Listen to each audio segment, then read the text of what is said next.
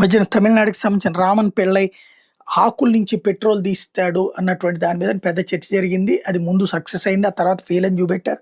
ఆ తర్వాత అతను ఏమైపోయాడో తెలీదు. అయితే ఇప్పుడు రీసెర్చర్స్ ఎంఐటీకి సంబంధించినటువంటి వాళ్ళు ఒక అద్భుతమైనటువంటి డివైస్ కనిపెట్టామంటున్నారు. ఇది ఆయిల్‌కి సంబంధించినటువంటిది కాదు. గాలిలో తేమ ఉంటుంది కదా! ఆ గాలిలోని తేమని నీటిగా మార్చేటటువంటి శక్తివంతమైనటువంటిదట. దాదాపుగా 10% హ్యూమిడిటీతో ఉంటుంది. దాన్ని లాగేస్తుందట. మెటల్ ఆర్గానిక్ ఫ్రేమ్‌వర్క్స్ ఎంఓఎఫ్స్‌కి సంబంధించి ఇది చాలా కీలకమైనటువంటిదట. ఇది ఇప్పటికే దానికి సంబంధించినటువంటి అడుగులు పడుతున్నాయి. పరీక్షలైతే పూర్తయినాయి అన్నటువంటి విషయాన్ని చెప్తున్నారు. రాబోయేటటువంటి రోజుల్లో దాన్ని అందుబాటులోకి తీసుకురావడానికి జరుగుతున్నటువంటి ప్రయత్నం అయితే స్పష్టంగా కనబడుతోంది.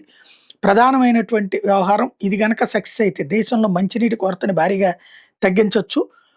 ఎస్పెషల్లీ ప్యూర్ ఫ్రీ వాటర్ వచ్చినట్టు ఉంటుంది. అదే సందర్భంలో మాస్ ప్రొడక్షన్ చేయడానికి కూడా వీలవుతుంది. కాబట్టి ఏం చేస్తారన్నటువంటి చూడాలి. ఈ పరీక్ష పూర్తి సక్సెస్ కావాలని కోరుకుందాం.